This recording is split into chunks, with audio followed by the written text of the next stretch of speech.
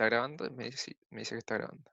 Bueno, ya. Entonces vamos a partir con la ayuntía. Por lo general, las ayuntías anteriores yo solía, al inicio de la ayuntía, tener un formulario el cual le iba a servir durante todo el ejercicio, todos los ejercicios. En esta ocasión, como fue súper a la rápida, no alcanzamos a hacer el formulario y todo eso, pero sí vamos yo cacho que al final de la ayudantía voy a hacer el formulario y subírselo a aula cuando tenga acceso ya. O se los puedo adjuntar al final del video cuando se lo subamos a YouTube y se lo una a la grabación de esta clase. Así que vamos a partir con el primer ejercicio, el cual corresponde a un movimiento armónico simple, en el cual nos dice que una partícula de masa 10 a la menos 3 kilogramos de masa recorre un segmento de 5 centímetros de longitud, 5 centímetros de longitud y un segundo con un movimiento armónico simple. La partícula en el instante inicial está situada en la posición central del recorrido, dirigiéndose hacia la derecha. Entonces, ¿qué nos quiere decir esto? Es que primero que todo tenemos que plantearnos en todos los ejercicios nuestro modelo en el cual vamos a trabajar. ¿Ya? Entonces, para que tengamos una idea, voy a sacar una pizarrita virtual.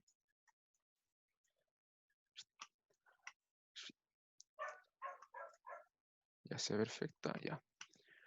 Entonces, teniendo en consideración lo que nos dice el ejercicio, simplemente tenemos una partícula que está ubicada en un centro y que recorre un segmento de 5 centímetros de longitud. ¿Ya? Si nos dice que la partícula está ubicada en el segmento inicial, o sea, en la posición central, nos quiere decir que está ubicada al centro del segmento total. Y el segmento nos dice el ejercicio que mide un total de 5 centímetros, ¿cierto? Y nos dice que recorre 5 centímetros en un segundo. Entonces, esta partícula, ¿qué va a hacer? O se va a ir para la izquierda o se va a ir para la derecha, ¿cierto? Entonces, esta partícula va a oscilar hacia la derecha y después va a volver porque está en movimiento armónico simple, ¿cierto? No está ni amortiguado, ni con resorte, ni nada.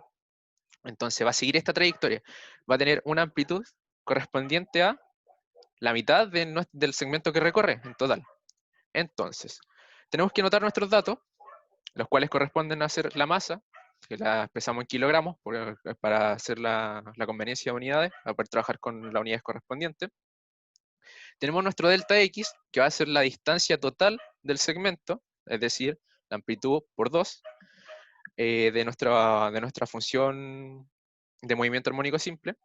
Y tenemos el tiempo en el cual recorre cierto segmento. Este segmento que recorrió fue de 5 centímetros, por lo tanto, nosotros vemos que la partícula recorre hacia este recorrido y llega acá. Y esto lo hace en un segundo. Pero nosotros también tenemos que saber lo que es el periodo, y el periodo es lo que recorre en un ciclo. Y el ciclo no se completa ahí, sino que se completa cuando llega de nuevo al punto inicial, pero hace el recorrido completo. Por lo tanto, ¿cuánto sería nuestro periodo? Teniendo en consideración estos datos. ¿2? 2 Exactamente. segundos. Tendríamos un periodo de 2 segundos correspondiente al movimiento armónico que está afectando la partícula. También recordamos que para nuestra función de movimiento, la función que nosotros utilizamos para describir la posición respecto al tiempo, se expresa como un i, o una función llave, como le quieran escribir, igual a la amplitud por el seno o coseno de wt más su respectivo ángulo de fase. En el curso, no sé si la profe me mencionó que creo que no habían trabajado solamente con seno.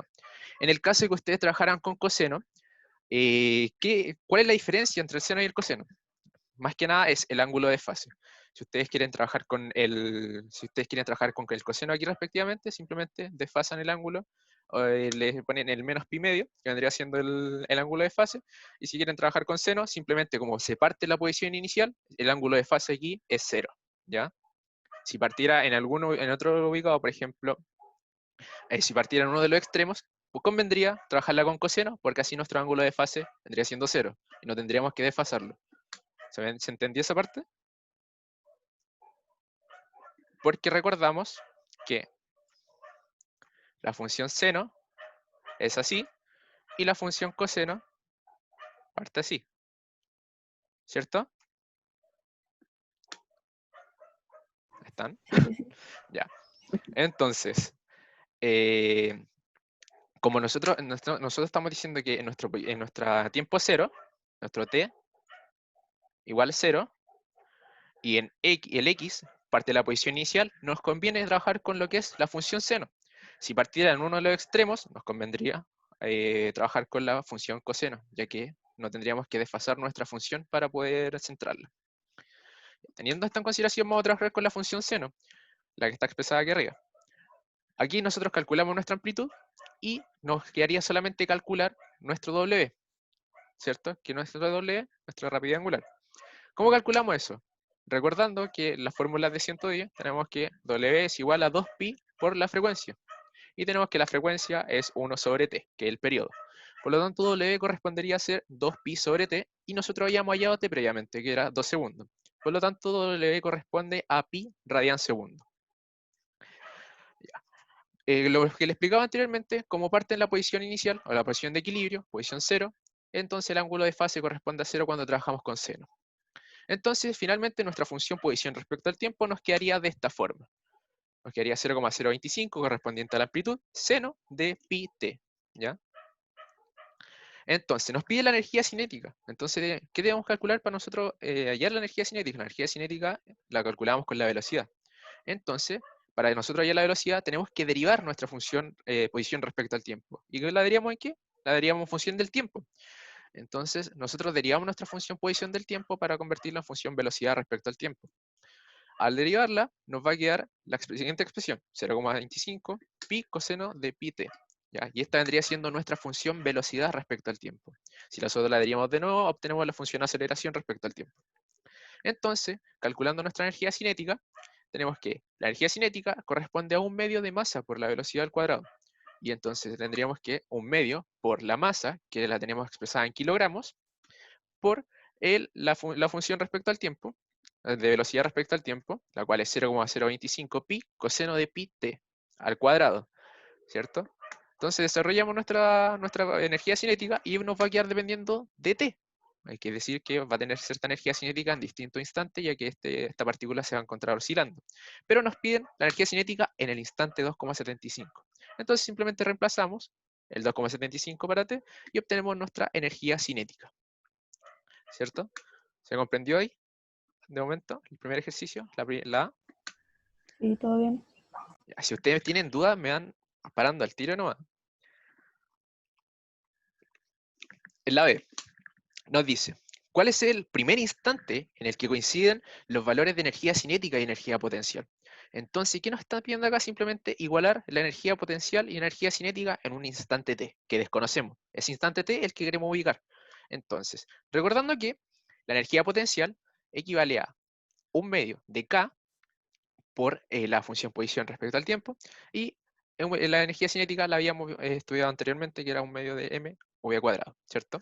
Entonces, expresando nuestra energía potencial en términos de con los senos, W y T, tenemos que la energía potencial corresponde a un medio de K por amplitud cuadrado por seno cuadrado WT. Y la energía cinética corresponde a un medio, la masa, por la amplitud al cuadrado, por W al cuadrado, por coseno cuadrado WT. Entonces nosotros tenemos que igualar estas dos expresiones. Y nosotros tenemos una cuestión fea acá que decimos, ya, y con nosotros aquí, como mi chica, vamos a encontrarte. Entonces, recordando las formulitas que pasan en clase, tenemos que esta relación, W igual a raíz de K sobre M. Y podemos hacer el despeje de K para que trabajemos solamente con M y W. Entonces, dejamos de lado acá, hacemos el reemplazo respectivo en K, para que nos quede la siguiente, un medio de mw cuadrado por a cuadrado por seno cuadrado de wt.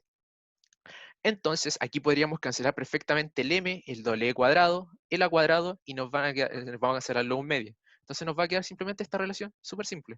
Nos va a quedar seno cuadrado de wt por coseno cuadrado de wt. Y nosotros sacamos su respectiva raíz para simplificar los datos y nos va a quedar seno WT igual a coseno WT. ¿Y en qué momento seno WT y coseno WT son iguales? Cuando los argumentos del seno y coseno son pi cuartos. Entonces tenemos que el argumento de nuestras funciones seno y coseno es pi cuarto, entonces tenemos que igualar, hacer que nuestro argumento adentro sea pi cuarto. Entonces tenemos que igualar el WT a pi cuartos. W nosotros lo habíamos calculado antes. ¿Y cuánto era? Lo habíamos calculado acá arriba. Aquí está. W es igual a 2pi sobre el periodo, entonces sería pi radian segundo. Entonces, si volvemos acá abajo, tenemos que T es igual a pi sobre 4W. Que como W era pi, se nos cancela el pi y sería T igual a 1/4.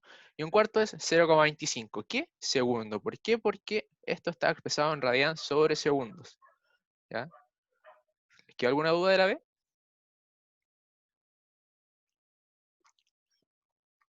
¿No? Ya, perfecto. Entonces seguimos avanzando. Entonces, y en la C nos dicen que representemos gráficamente lo que es la velocidad de la partícula en función del tiempo para una oscilación completa. Entonces aquí tenemos que trabajar con la ecuación velocidad respecto al tiempo. Entonces, tenemos que recordar de los desarrollos de arriba que nuestra función velocidad respecto al tiempo corresponde a para este valor de acá. Y nosotros tenemos que, para graficar, siempre hallar nuestros topes, nuestro valor máximo y nuestro valor mínimo. Nuestro valor máximo de velocidad va a ser siempre que nuestro coseno, en este caso, o seno, sea el mayor valor posible. ¿Cuál es el mayor valor posible que puede tomar coseno? El valor máximo es 1. Por lo tanto, el valor máximo de velocidad que puede tomar nuestra función va a ser 0,025 pi metros sobre segundo. Y el valor mínimo corresponde a que coseno se haga menos 1. Por lo tanto, va a ser menos 0,025 pi metros segundo. Entonces, para graficar, nosotros ya tenemos los dos parámetros importantes, que es la amplitud máxima de nuestra función. Entonces, aquí tendríamos la velocidad máxima en positivo y la velocidad mínima claramente va a ser negativa. Y nosotros queremos saber cuánto va a ser la amplitud, cuánto va a ser la longitud de onda, cuánto va a ser el periodo. Entonces nosotros conocíamos arriba que el periodo de nosotros correspondía a 2 segundos. Por lo tanto, va a demorar ¿cuántos segundos en dar un ciclo completo? 2 segundos. Por lo tanto, si partimos aquí arriba, ¿ya? Vamos a tener que en el instante t0, la velocidad máxima, entonces tenemos que 0,025 va bajando, va bajando, bajando y vuelve a subir al qué segundo, al segundo 2, que es correspondiente a su periodo. Y así realmente hasta aquí es el gráfico de un ciclo. El otro lo hicimos porque se veía bonito. Entonces, ese sería el ejercicio 1, que es bastante simple, en lo que recordábamos lo que era física 110, lo final que se ve en ese ramo. Y no han tenido complicaciones de hasta ahí. ¿Ninguna duda respecto a los ejercicios de onda? Gracias. Yo tengo una duda. Dime, cuéntame. Ya, la función de velocidad en función del tiempo es así. Empieza como desde el origen porque es coseno, ¿verdad? Parte del origen, porque al instante cero, esto es cuando coseno es. ¿Cuánto es coseno de cero? 1. Ya, por lo tanto, como es parte en t0, el argumento de nuestro coseno se va a hacer 0, por lo tanto coseno va a ser 1. Y por eso parte desde arriba. Puede que tenga otro instante, puede que tenga un desfase distinto el coseno, dependiendo de nuestra función, y no va a partir necesariamente desde arriba. Siempre tenemos que evaluar nuestro t en la función, ¿ya? Para ver dónde parte. Lo importante de esto, de cuando hacemos 1 y menos 1, es para hallar los máximos de nuestras funciones, que son los límites de acá. Eso. Ya. Fabián, Cuéntame. una pregunta, cuando tú hiciste el dibujo de cómo se mueve la partícula, en ¿Dónde? la A, ¿Acá? sí, y en la A, tú trabajaste con la variable I, cuando sacaste la velocidad de I de t, pero eso es porque tú como que asumiste que se mueve como hacia abajo, porque lo que yo No, había entendido o en sea, el... esto se mueve así. Es que lo hice así para que se viera mejor. ¿Dónde está el lapicito? ¿Se me perdió el lápiz? Ahí está. Esto se mueve simplemente una partícula que oscila así, todo el rato. ¿Cachai? Va a estar siempre en su mismo eje. Lo que sí va a recorrer ese segmento siempre. Va a recorrer un segmento de 5 centímetros y va a partir en la posición central de esos 5 centímetros. ¿Ya? ¿Se entiende, no? ¿O no se entiende? Sí, pero usaste de I, esa era mi duda, porque si se mueve así yo hubiera usado de X, por eso. ¿Cómo? Que la variable que usaste I para mí es como movimiento Ah, vertical. Esa era mi no, duda. no, ese I que yo coloco, ustedes escríbanlo como, por ejemplo, el semestre anterior la profesora Mónica lo enseñaba como la función llave, que era como una función así, o una, no sé, una función tridente que también le hacen.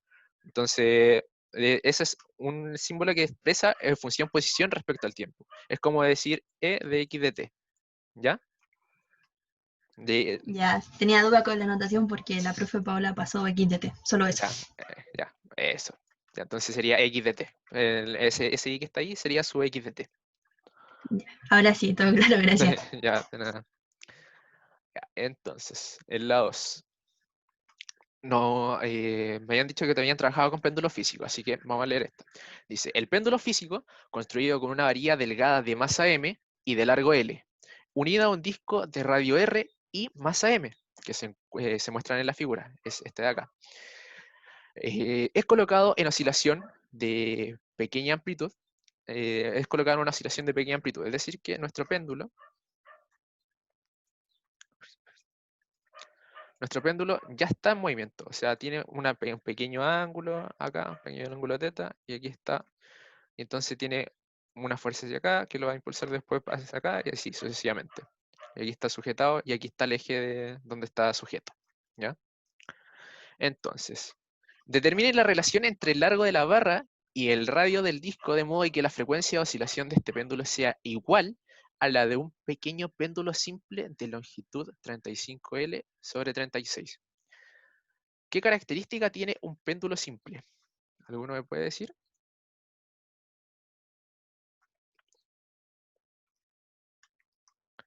Ya. El péndulo simple es un péndulo así similar, pero al cual la varilla, cuerda, lo que lo sostiene, el peso es tan diminuto que se es despreciable. Eso es lo que hace el péndulo simple. El péndulo físico, por lo general, tiene varillas de masa tanto que influyen dentro del sistema, por lo tanto se tiene que considerar un momento de inercia del sistema, no netamente del disco o de la bola que sostiene la varilla o el cordel. Ya, entonces, nos están pidiendo determinar la relación entre el largo de la barra y el radio del disco, pero con una condición. La condición es que la frecuencia de oscilaciones del péndulo físico sea igual a la frecuencia de oscilación de un péndulo simple. Por lo tanto, nosotros vamos a hallar esto, vamos a buscar esto, la igualdad de esto, ¿para qué? Para hallar la relación entre L y R. ¿Ya? Entonces, ¿qué es lo primero que hacemos con los péndulos? Hacemos nuestro respectivo diagrama de cuerpo libre. Nuestro diagrama de cuerpo libre es un péndulo simple que aparece escrito al final, tiene un largo de 35 sobre 36L, ¿ya? El cual la bolita que sostiene va a tener una masa que la vamos a determinar M'. ¿Por qué? Porque desconocemos esa masa, simplemente nosotros queremos saber que tiene masa, ¿ya? Está en una oscilación, el cual tiene un ángulo teta, y vamos a estructurar todas las fuerzas que influyen, vamos a escribir nosotros también nuestro eje X, que es sentido positivo hacia allá, y el Y sentido positivo hacia arriba, ¿ya? Entonces, ¿qué tenemos que encontrar ahora? La ecuación diferencial de movimiento. ¿Para qué? Para que se nos facilite la vida y podamos hallar lo que se nos pide, que es la frecuencia. Entonces, ¿cómo podemos hallar la ecuación diferencial de movimiento? Nosotros, por conveniencia, porque es más fácil para este tipo de ejercicio, ocupamos los momentos de inercia respecto al eje central, al eje cero. Entonces, tenemos que la sumatoria de los momentos de inercia torque es igual a el momento de inercia por teta punto punto, ¿ya? Que es la aceleración angular. Entonces, teniendo en cuenta que el torque que se utiliza en este péndulo va a ser igual a mg, m'g, seno de seno de teta, ¿cierto? Que va a ser el torque que se va a ejercer hacia ella. Y recordamos que eso es mg seno de teta por el largo, que el brazo que lo sostiene, que es 35 sobre 36L. Vendría siendo esto, el único torque que influye en el péndulo simple. Y el momento de inercia de la esfera, pelota, disco, como le quieran llamar, es mr cuadrado, ¿cierto? Que vendría siendo el momento de inercia de lo que es el péndulo simple. Entonces nosotros hacemos la igualdad y recordamos que esas relaciones las veíamos en las físicas, que era para simplificar cálculos, en las cuales seno de teta es similar a teta y coseno de teta es similar a 1 cuando teta es menor a 1. ¿Ya? Entonces, despejando esta relación, vamos a obtener que vamos a cancelar nuestros m', que nuestra masa que nosotros habíamos supuesto para lo que es el disco que sostiene el péndulo simple. Nos vamos a cancelar el seno de teta, lo vamos a reemplazar por teta, y por conveniencia para este tipo de ejercicio, lo vamos a siempre dejar solo, por decirlo así, el teta punto punto, ¿ya? Que va a corresponder para que nuestra fórmula, nuestra ecuación diferencial de movimiento nos quede bonita, por decirlo así. Entonces, vamos a dividir todo por 36 sobre 30, o sea, multiplicar todo por 36 sobre 35L para cancelar este término de acá y cancelar un término de acá. Y vamos a dividir por este mismo término, ¿para qué? Para que aquí quede un 1 y todo lo que quede acá quede acompañando al teta como tal. No sé cómo le enseñará la profe, pero a mí me enseñaron cuando di el curso que M era el que acompañaba a la que tenía 2 puntos, B el que acompañaba al que tiene 1 punto, y K es el que acompaña al que no tiene punto, en las funciones de ecuación diferencial de movimiento. Por lo general este término lo cambian. No sé si me pueden aclarar qué término usan para usar el mismo término que usan ustedes en clase. O si lo han visto de esta forma. Nosotros lo vimos con B. Con B, perfecto. Ya, entonces, teniendo esto en consideración, tenemos nuestra ecuación diferencial de movimiento y tenemos que encontrar nuestra frecuencia del péndulo simple. Y tenemos que recordar de nuestra formulita, ¿se acuerdan que les dije que W es igual a la raíz de K sobre M? Entonces, con esto, nosotros vamos a recordar que W es igual a 2pi por F, ¿cierto? Y tenemos que hallar nuestra frecuencia, por lo tanto, tenemos aquí la frecuencia y tenemos que hallar nuestro K y nuestro M. Y nuestro K corresponde al que acompaña al teta. Por lo tanto, en este caso es 36 G sobre 35 L. Sobre M, y M es 1. ¿Ya? Entonces, por eso, por lo general dejamos el 1, porque cuando hallamos soluciones, buscamos raíces, no tenemos que partirlo por nada, nada raro y que nos complique el ejercicio. Entonces, despejamos la frecuencia. Acá está. Aquí está la función expresada. Lo mismo que habíamos escrito acá. Aquí está 1 sobre la frecuencia es igual a 2pi y la raíz respectiva que habíamos encontrado acá. Entonces, sacando el 36 hacia afuera, nos quedaría que 6 sobre 2pi igual a, por raíz de g sobre 35L igual a la frecuencia. Simplificamos el 6 con el 2 y nos queda que la frecuencia del péndulo simple correspondería a 3 sobre pi por raíz de g sobre 35L. Aquí nosotros hallamos al tiro la frecuencia del péndulo simple. Y ahora viene lo complicado, hallar la frecuencia del péndulo físico. Al igual que con el péndulo simple, tenemos que hacer nuestro respectivo diagrama de cuerpo libre, el cual está conformado por el largo de la barra, el cual tiene un largo L, pero tiene una masa G. Y se tienen que considerar los centros de masa de cada cuerpo. Es decir, que el centro de masa de la varilla corresponde a la mitad de la varilla y el centro de masa del disco corresponde al centro del disco. Y aquí es un disco uniforme. Entonces, vamos a encontrar la frecuencia de la misma manera que encontramos la frecuencia del péndulo simple. ¿Y cómo encontramos eso? Con la sumatoria de torques, ¿ya? Entonces tenemos que, aquí existen dos torques, existe el de la varilla y el del disco, perdón. Entonces, primero tenemos el de la varilla, que es menos mg, seno de teta, por L medios, porque aquí se ubica el centro de masa, justo a la mitad de la varilla. Y el otro torque es menos mg, por seno de teta y por el brazo, es decir, el largo de la varilla, ¿ya? Y eso lo igualamos al momento de inercia por teta punto punto, ¿ya? El momento de inercia en este tipo de ejercicio recordemos que el momento de inercia del sistema es la suma de los momentos de inercia de cada cuerpo. Entonces, tenemos que el momento de inercia del sistema corresponde al momento de inercia de la barra más el momento de inercia del disco. Entonces nosotros tenemos que calcular el momento de inercia del disco. El momento de inercia del disco lo recordábamos que era un medio de mr, y tenemos que recordar que este momento de inercia es para cuando está centrado en el eje, pero no está centrado en el eje de rotación está acá. Por lo tanto, nosotros ¿qué queremos hacer? Nosotros queremos centrar ese momento de inercia, por lo tanto tenemos que utilizar el teorema de Steiner, que lo vieron uno en Elemento, otro en 110, si lo recuerdan. El teorema de Steiner nos decía que cuando el momento de inercia estaba desplazado a lo que es el... Ahí está. Ya.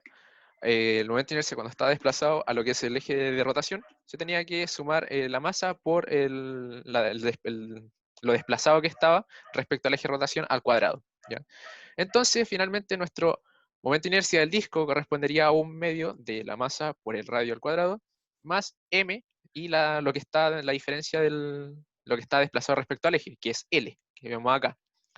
Entonces, aquí tendríamos finalmente nuestro momento del disco, el momento de inercia del disco. Y el de la barra, recordamos que cuando el eje de rotación está ubicado al centro de la barra es 1 sobre 12 ml cuadrado, y cuando está ubicado en uno de los extremos es 1/3 ml cuadrado. ¿Ya? Entonces hacemos la suma de los respectivos momentos de inercia, y aquí tenemos el momento de inercia del sistema completo. Y entonces nosotros ¿qué vamos a hacer? Vamos a reemplazar la función que teníamos acá arriba de la igualdad en torque.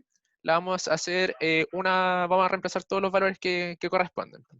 Vamos a hacer esto una misma suma, porque vamos a pasar esto hacia la derecha para que quede todo positivo. Y vamos a factorizar por mg seno de teta por L. Y esto nos va a quedar 3 medios mg seno de teta por L. Y tenemos el respectivo los momentos de inercia aquí, que están acá factorizados por m. Y nos queda 4/3 de L cuadrado, que es el largo de la varilla, más un medio de R cuadrado, que es el radio del disco, por teta punto punto. Al igual que el ejercicio anterior, hacemos la relación del seno, el cual el seno de teta es similar a teta, y vamos a multiplicar todo por 1 sobre m y este factor. ¿Para qué? Porque lo que les dije previamente, dejar el m que valga 1 y sea más fácil trabajarlo. Entonces, llegamos a esta expresión, y esta expresión es la ecuación diferencial de movimiento de nuestro péndulo físico, el que estaba construido por la varilla de masa m y el disco de masa m y radio r. ¿Ya? Entonces, debemos encontrar la frecuencia de nuestro péndulo físico, en este caso. Y al igual que anteriormente, buscamos el W. W es igual a raíz de K sobre M, y K correspondería a toda esta expresión de acá. ¿Ya? Y tenemos que W es igual a 2πf, y hacíamos el respectivo despeje. Y con esto obtenemos que la frecuencia del péndulo físico corresponde a 3 medios, o sea, 3 sobre 2pi por raíz de GL sobre 3R cuadrado más 8L cuadrado. ¿Ya? Entonces ahora, teniendo las dos frecuencias, que era lo que buscábamos en un principio, que era hallar la igualdad entre las frecuencias, entre el péndulo simple y el péndulo físico, que era la restricción que se nos daba, vamos a hallar la relación entre lo que se nos pide, que es el largo de la varilla y el radio del disco. ¿Ya? Y si se dan cuenta, solamente dependemos de esos valores. No dependemos ni de una masa ni nada. Entonces ahora hacemos la igualdad y vamos cancelando términos. Cancelamos el 3 con el 3, el pi y el pi, cancelamos el g, y nos vamos quedando con esto. Luego, para la conveniencia, le damos todo al cuadrado y pasamos todo lo que es denominador, lo pasamos al numerador del lado izquierdo, y el denominador lo pasamos al numerador del lado derecho. Y vamos simplificando las ecuaciones hasta que nos quede la relación así. Nos va a quedar que r cuadrado es igual a 1/4 de L cuadrado. Pero nos están pidiendo la relación de R y L, no de los R cuadrados ni los L cuadrados. Por lo tanto, sacamos la raíz y nos queda que R es igual a 1 medio de L. Un poco largo el ejercicio, se comprendió. Si tienen dudas, me hago el tiro, vuelvo a cualquier parte del ejercicio que ustedes me pidan. Pero aquí resolveríamos lo que es el ejercicio número 2, que se nos pide la relación entre el largo de la barra y el radio del disco. Los Yo escucho. tengo una duda. Cuéntame. Esa relación que hiciste de m igual a 1 para facilitar la ecuación, ¿la puedo hacer siempre? Sí, ¿O cómo qué condiciones tengo que es que, tener? es que lo que hago yo acá es simplemente toda la función, multiplicarla por el mismo valor, ¿ya? Toda la igualdad que está acá. Multiplicarla por el mismo valor de tal manera que yo pueda hacer 1 el que acompaña al teta punto punto, ¿para qué? Para ahorrarme los trabajos, porque, por ejemplo, si acá hubiera tenido ese número feo, acá, yo habría tenido que dividir todo esto por ese número feo y se me habría complicado más, me habría dado más trabajo. Pero lo hago por conveniencia más que nada. ¿Me cachai? Sí, se simplificaba, ¿o no? Sí, se simplifica Ah, más la ya. pega. Vale. Gracias. Eso. ¿Alguno más tiene alguna otra duda? ¿Se entendió el ejercicio? Eso es lo que me interesa. Sí, se va entendiendo. ¿Sí? ¿A todos? Había escuchado a un chico hablar que no alcancé. Ya, bueno. Entonces, vamos a hacer con el ejercicio 3. Si es que no hay duda del ejercicio 2 o el ejercicio 1. Si tienen dudas respecto a estos dos ejercicios, si aún les queda votando algo, así como deja la pelota ahí boteando, díganmelo. Incluso yo creo que como vamos, la ayudantiva va a terminar súper pronto, así que todo el resto va a quedar para consultas. Y vamos con el ejercicio 3. Una cosita, puede ir Cuéntame. un poquito más lento, pero ¿Sí? un pelito. No, sí, Muchas tranqui, no gracias. hay problema. Ya, entonces, para la 3 tenemos que las oscilaciones amortiguadas, ¿ya? Aquí cuando tenemos un amortiguador, aparte de lo que son resortes, lo que son el estiramiento de los resortes, las fuerzas de roce, etc. Entonces, la 3 dice que tenemos un oscilador amortiguado, masa resorte, de la figura de masa M, que vale 10 kilogramos, y que el resorte tiene una constante cuyo valor es 10 newton metro. Se encuentra en reposo este carrito, ¿ya? Y tenemos que en T0 la masa se va a liberar desde un estado de posición de reposo, pero esta posición de T0 va a ser X02. Es decir, que mi posición, mi posición inicial va a estar en el resorte estirado, ¿ya? Entonces, ¿qué es lo que tenemos que hacer en estos ejercicios? Siempre, o sea, realmente casi todos los ejercicios de esta materia, tenemos que hacer los diagramas cuerpo libre. ¿Para qué? Para ver todas las fuerzas que están influyendo en nuestro sistema. Entonces, nosotros hacemos nuestro respectivo diagrama cuerpo libre y vamos a tener que anotar todas las fuerzas que influyen en este sistema. No nos dicen que existe roce en en el ejercicio, por lo cual se hace la suposición de que no existe roce, que es un modelo ideal, y vamos a tener la fuerza de gravedad, la fuerza de resistencia del suelo de gravedad, y vamos a tener la fuerza de amortiguación, que siempre, pero siempre, va opuesta al movimiento, ¿ya? Y si el movimiento fue estirado hacia la derecha, por lo tanto, la fuerza de amortiguación va hacia dónde va a ir? Va a ir hacia la izquierda, ¿ya? ¿Por qué va hacia la izquierda? Porque nosotros, en un principio, se estiró el carrito hacia la derecha, hacia allá.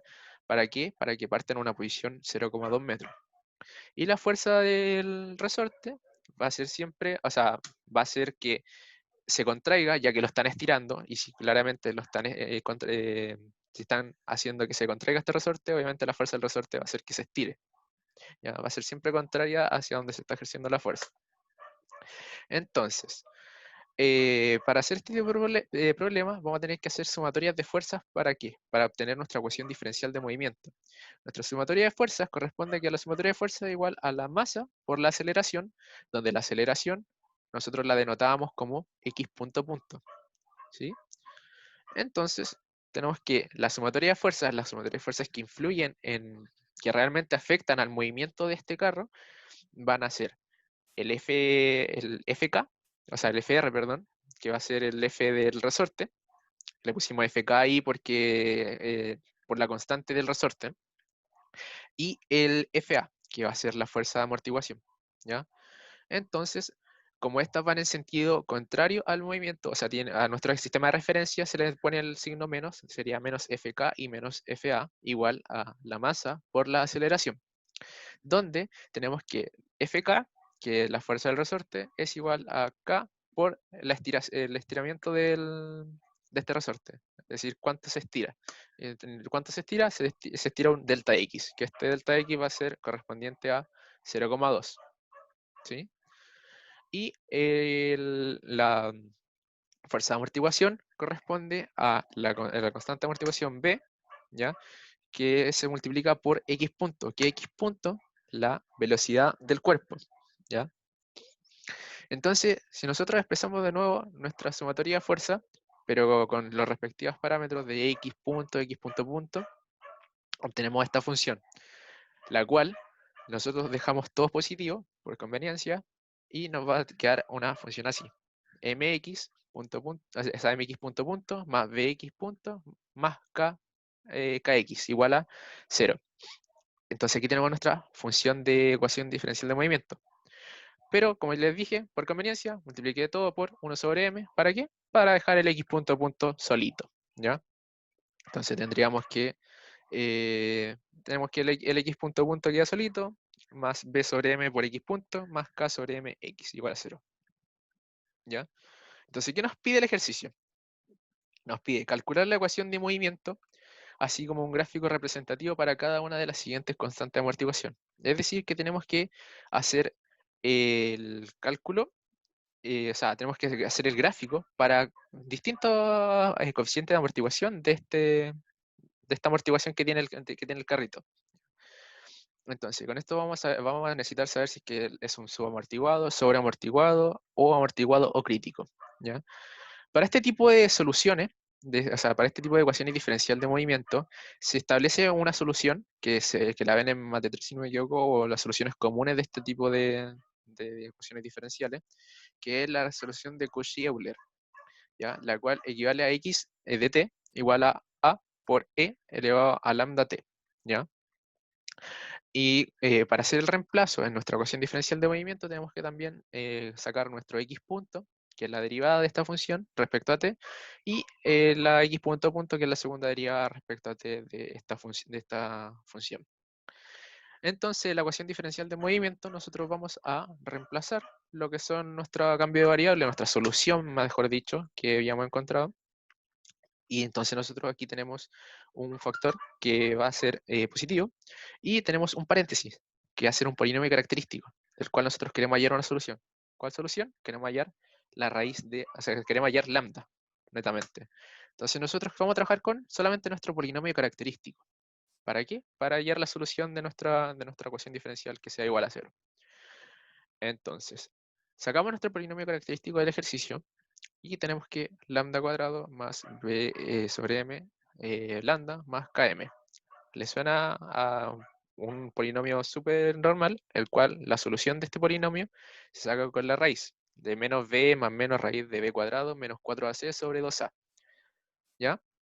Entonces aplicamos eso mismo a nuestro polinomio característico, donde a corresponde a 1, b corresponde a b sobre m y c corresponde a k sobre m. ¿Ya? Entonces hacemos el reemplazo para buscar nuestra solución, y tenemos que menos b, que sería b sobre m, más menos raíz de b cuadrado, nuestro b es b sobre m, entonces sería b sobre m al cuadrado, menos 4a, que es 1, c, que es km, entonces nos quedaría 4km, todo eso sobre 2, ¿ya? Entonces ahora, para simplificar trabajos, pasamos en la fracción hacia arriba, y nos va a quedar mejor escrita nuestras soluciones, por decirlo así. Sería menos b sobre 2m más menos raíz de b sobre 2m al cuadrado menos km, ¿cierto? Y tenemos que recordar la fórmula que hemos visto durante toda la ayudantía. ¿Se acuerdan que habíamos dicho que w es igual a raíz de k sobre m? Entonces, si nosotros sacamos la raíz, vamos a tener que w cuadrado es igual a km, ¿ya? Y aquí tenemos la función gamma, que tiene un sentido físico, la cual no creo que no se la han pasado, pero funciona, es para más que nada para plantear de mejor manera nuestra solución, la cual este sentido físico nos va a decir qué tanto influye nuestra razón de amortiguación, lo que no está amortiguando acá, porque ya que depende de B, Y el W nos va a decir qué tanto influye el K, es decir, qué tanto influye nuestro resorte. Entonces, para saber si nosotros tenemos un movimiento, o sea, una oscilación amortiguada, crítica, subamortiguada o sobreamortiguada, ¿en qué nos vamos a fijar? Nos vamos a fijar en esta raíz que tenemos acá. ¿Por qué? Porque aquí tenemos ambos magnitudes físicas al cuadrado, las cuales nos van a decir si influye o sea, si influye más la amortiguación que el resorte. Entonces, si nosotros tenemos el gamma, que nos dice sobre la amortiguación, y si nos da que gamma menos W al cuadrado es mayor a 0, me está diciendo que el gamma va a ser mayor a W, es decir, que el sentido físico que tiene el gamma va a tener más peso que el sentido físico que tiene W. Es decir, que esto, si nos da positivo, corresponde a un sistema sobreamortiguado. ¿Por qué? Porque la amortiguación va a ser mayor a la fuerza que va a ejercer el resorte sobre el sistema. En el otro caso, de que gamma sea menor a W, vamos a tener que esta diferencia nos va a dar menor a 0. Por lo tanto, va a ser un problema subamortiguado. Por lo tanto, este problema subamortiguado nos va a decir que el resorte va a tener mayor importancia en el sistema que la amortiguación, que de todas maneras se va a amortiguar, pero la fuerza del resorte va a ser mayor a la amortiguación, por lo tanto va a costar que se amortigue, pero al fin y al cabo se va a terminar amortiguando. Y cuando son iguales es crítico, es cuando el coeficiente de la razón de amortiguación da 1, ¿ya? Que es cuando tienen el mismo peso, ¿ya?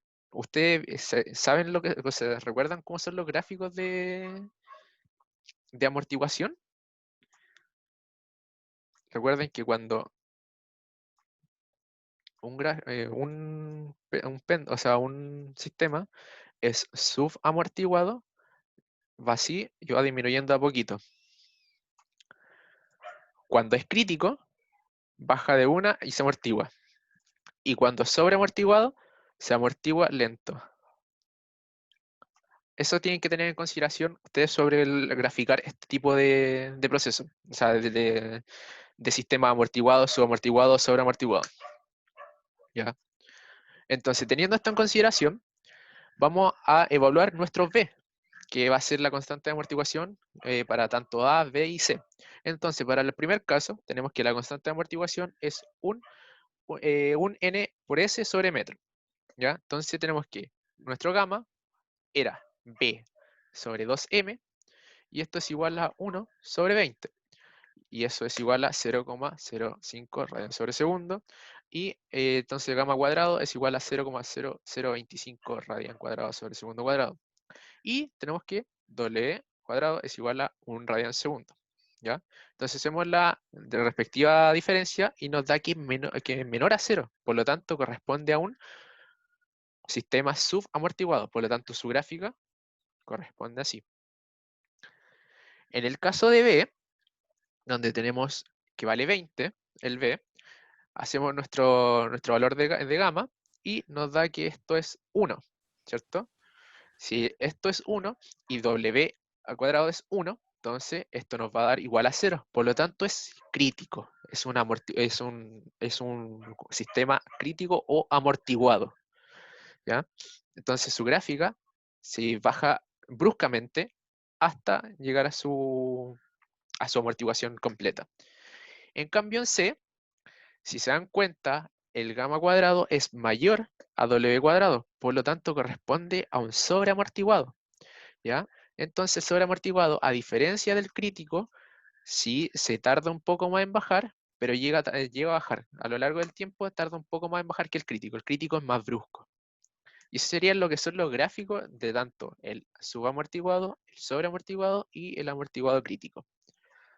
Y esos serían más que nada los ejercicios. Si tienen alguna duda respecto a esto que está acá, me lo Muy dicen. bien. Cuéntame. Bueno, ¿cómo estáis? Bien, todo bien. ¿Y tú? Qué bueno. Oye, ¿podrías mostrar de nuevo los gráficos, por favor? Como para cacharlos bien. No hay problema. Ya. Este corresponde al gráfico subamortiguado. ¿Ya? Este va a oscilar. El subamortiguado siempre va a oscilar y va a ir achicándose su amplitud hasta que se amortigue como tal. El crítico es brusca la bajada y va a llegar a su amortiguación completa, pero este no, como que no va a oscilar, por decirlo así, ¿ya? Y el sobreamortiguado va a hacer lo mismo que el crítico, pero va a tardar más en amortiguarse, ¿ya? Esos serían los 3 gráficos que tienen que tener en consideración. Vale. Así. ¿Alguno más tiene otra duda, chicos? Yo tengo una duda otra vez. Cuéntame. Ya, es que hay una fuerza que es hacia la izquierda, la de amortiguación. ¿Esa la sé solo por lo que dice el enunciado? La fuerza de amortiguación, Sí. esa, ¿por qué va hacia la izquierda? ¿Cómo, Siempre, no, ¿cómo? Cuéntame. cómo sé que esa fuerza está ahí? ¿Por el enunciado? Porque tenía esto, el sistema de amortiguación, po. Aquí tenéis 2 fuerzas que están influyendo en la cajita. Tenéis la fuerza de resorte y tenéis la fuerza de amortiguación. Entonces esas 2 fuerzas tenéis que ubicar, o sea, tenéis que ubicarlas para dónde van y dónde van, ¿cachai? O sea, Ya, el enunciado te dice que, o sea, el gráfico te dice que tenía un sistema de amortiguación que se expresa así y tenía un resorte. Y esas son 2 fuerzas independientes. ya, buenísima, gracias. No, nada. ¿Alguno más tiene otra duda? ¿Dudas sobre el ramo, sobre cómo van a hacer la ayudantía? Yo sí. ¿Dónde voy a mandar la grabación de la ayudantía? La quiero subir a un Zoom, o sea, el Zoom lo quiero subir a YouTube. Y finalizando, yo creo que voy a adjuntar el link a Aula. Voy a dejarle, o sea, cuando me den el acceso, voy a hacer un apartado que diga ayudantías para tener todo ordenadito ahí y ustedes puedan acceder con mayor facilidad. Ah, ya, bacán. Gracias. Oye, ¿podría incluir igual la pauta? Por fin. Ya, voy a tratar de, es que las pautas por lo general las tenemos que hacer nosotros, entonces voy a tratar de hacer lo más bonito posible para que Igual puedan está bien. verlo. Ya, Ya, gracias. y eso sería más que nada.